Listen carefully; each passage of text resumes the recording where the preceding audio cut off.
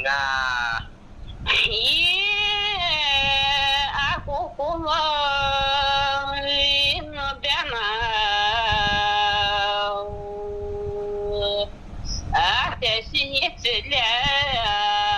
imasu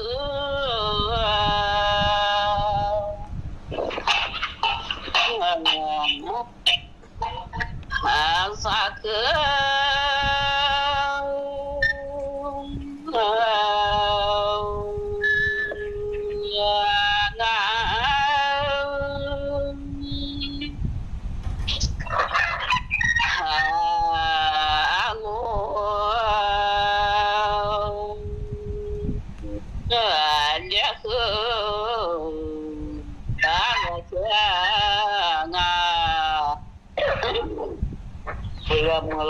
Fulan melaka, imam